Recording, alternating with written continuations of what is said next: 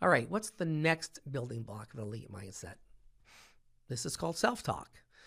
One thing you should know about self-talk is that we tend to have a ton of thoughts as human beings. In fact, upwards of an average of 50,000 thoughts a day.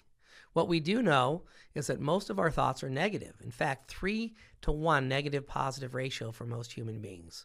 But what we also know is that elite performers and teams tend to flip that ratio. 3 positive thoughts for 1 negative. That means we don't bury our head in the sand. We do hold people accountable, but we tend to think through things in a positive manner. It gives us hope. It gives us motivation. It gives us belief that tomorrow is going to be a better day. And it's one of the biggest challenges for human beings to have positive self-talk. Well, first, in order to change that negative self-talk, here's another mnemonic. It's called a railer. First, we have to recognize that human beings are wired for negativity. We think it may be evolutionary because a long time ago there were a lot more dangers than people that tended to be more negative or hyper aware of things. Maybe they survived and passed on the next generation. We also have to accept that we are wired for negative self-talk and that we have more negative than positive, and that it can impact our performance in sport and life, right? And then we have to learn strategies to erase and replace our self-talk. All right, so let's talk about the 3 types that I'm most familiar with: positive mantra, motivational, or performance-based or instruction words. All these can be powerful. Everybody does it differently. You know, every athlete, team, and high performer I know finds different mechanisms to help them improve their self-talk. Because if we leave our brain to our own devices, it tends to go negative, especially under stress, right? So here's some typical self-talk, inner voice things that we say. Just play it safe versus you are built for this. You aren't enough versus you are enough. It's too hard versus you can do hard things. I'll never figure it out versus I haven't figured it out yet. I often encourage people to use that term yet when they're working on a skill. You know, instead of saying I'm never going to be able to do this skill, I haven't figured out how to do this skill yet. It changes our mindset, and mindset is everything when it comes to sticking to things, right? Now think about it this way. It can be as simple as I can versus I can't, right? If you think you can or you think you can't, either way, you're right. And that's very simple but true, right? Athletes can say, you know, you've got this versus I'm tired and sore, or I'll find a way to succeed versus I always find a way to screw it up. Again, mindset, right? And I always tell athletes and high performers that my first foray into positive self-talk was a character on Saturday Night Live many years ago called Stuart Smalley. And he was a motivational kind of guy, and he would say things like, I'm smart enough, I'm good enough, and gosh darn it, people like me. And I always say that so many humans today say things like, I'm not good enough, I'm not smart enough, I'm not pretty enough, I'm not kind enough, I'm not thin enough. And if we can say all those things to ourselves, we have to learn to strategize and do it a different way. In fact, an athlete at Creighton University that I worked with for years, Jaylee Winters, a volleyball player, All-American, professional athlete, she said, when I figured out how to talk to myself like a good friend, it changed everything. And think about that, right?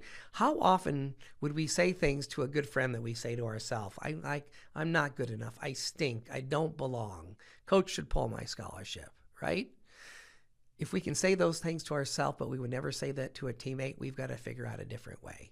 And when we get into talking about confidence and that elite mindset ingredient, you'll understand why self-talk is so important. What I do know is a lot of perfectionists and high performers, they love to use what I call performance words or instruction words. In golf, they might call it a swing thought. It's 1 to 2 words used to help your brain tell the body what to do. And just as important, stay in the present moment. Right? For a volleyball serve, you might use the word hand or elbow or follow through or breathe. Those are the key ingredients that it takes to be successful. So if all you have to do is make great hand contact, maybe we put that word in our pre-performance routine and say the word hand. It also helps our mind stay present, because if we're saying the word hand, we can't say to ourselves, I hope I don't serve it in the net again. Or if I hit it long, I'm going to let my team down. For a gymnast, which I think is the most difficult skill in the world, is on the balance beam. They use words for every single one of their 7 skills. Look, breathe, tight, patience, legs. Every one of those represents the key to being successful to that skill. And they also say those to themselves in their mind rather than been thinking about the past or the future, right? Because what the best in the world do better than the rest is stay in the present moment. And one way to help stay in the present moment is using performance words. Let's talk about another ingredient, a building block of an elite mindset, arousal control. Arousal control is about managing our fight or flight system. And I often tell people regulating our physiology and managing what I call the stress response is the most important thing we can do to have a successful and happy life.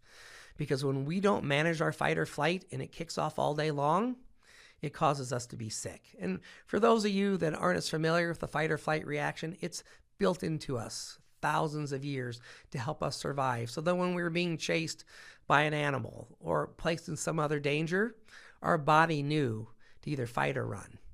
But today, luckily, unless you're in the military and in battle, or you've had something terrible happen to you, like being attacked by an intruder, most of the time our full fight or flight doesn't kick off, but it does kick off all day long with some of the triggers I talked about earlier, right? Like getting stuck in traffic, getting an email or a text that upsets us, having a challenging conversation with our teenager or a teammate, right?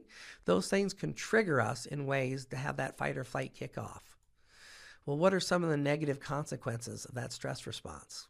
We're more prone to getting sick, poor decision making. We have difficulty regulating our emotions, thinking about how much that hurts an athlete in performance for both sport and life, but also here specifically to sport. Decreased reaction time, poor fine motor control, right? Our muscles get tight. You guys know that, right? All of a sudden we can't throw a ball like we used to. We serve a ball into the bottom of the net because our muscles are so tight. And we can tend to have decreased reaction time, which hurts performance.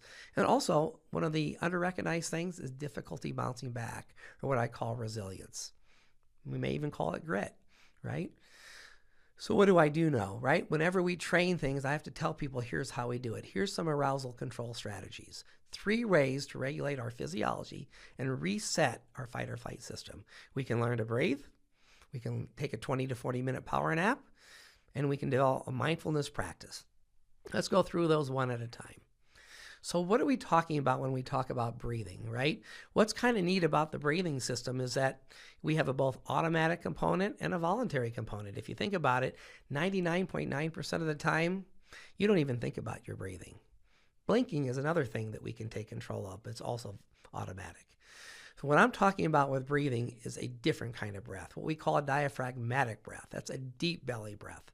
And it does a couple things. One, it gets more oxygen into the brain and body when we need it, and it activates the vagus nerve. Now, you don't have to remember that. It's the 10th cranial nerve, so we call it tugging on 10.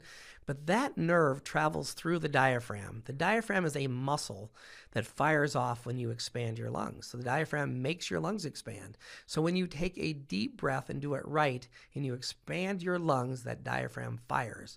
It tugs on that vagus nerve that goes through the diaphragm back into our brain, into the calming part of our brain, or the anti-fight part of fight part of our brain. It's why there is real science behind breathing, right? Banging our head on the wall doesn't calm us down. Learning how to take deep breaths, or what we call tactical breathing, can calm you down in the moment and can even prepare you in advance for battle. So how do we learn to breathe? Well, there's a couple ways. I teach a breathing exercise called 4 in, 6 out. So you take a deep breath in through your nose for a count of 4, making sure your abdomen fully expands first, followed by your lungs. So some people put their hand on their abdomen and actually feel their lungs expand. Like that. And then a slow 6 count out through your mouth. But have to engage that diaphragm on the breathe in, all right? My Navy SEAL partner teaches 4x4 breathing. It is probably more powerful, and here's why. Because you take a 4 count in through your nose, you have to hold for 4, out through your mouth for 4, and hold for 4. And in this situation, you really can't cheat. You've got to take in a full breath in if you're going to be able to hold for 4. And I always say, they do this as a Navy SEAL in combat, and if it works in combat when the bullets are flying, it's going to work for you the night before a match or during a timeout when you need to take a deep breath, or even right before you serve a ball. There's plenty of opportunities to take a deep breath, what I call tactical breathing. There's other ways to learn breathing through mindfulness meditation, Lots of athletes and high performers love yoga because it's so breathing centered and they teach you breathing. There's exercise, progressive muscle relaxation training, guided visualization with breathing. Simple breathing exercises can go a long way to prepare your mind for battle and then to be able to do it physically and mentally when it matters. All right, what's the power nap? 20 to 40 minute nap, usually before 3 p.m. There's lots of science behind why it works. For a lot of people who get into sleep debt, it's a way of recouping plenty of sleep time. It calms and resets the nervous system. So you just have a choice, right? Sometimes some people don't sleep well the night before a game. If you play a night game the following day, find a way to take a nap. Most human beings and most societies take siestas. They find times during the middle of their day to take a nap. We just don't do that very much in America. But a short 20 to 40 minute nap, perfect. If it gets longer than that, sometimes it has some negative consequences. So short naps, set your timer, get it done.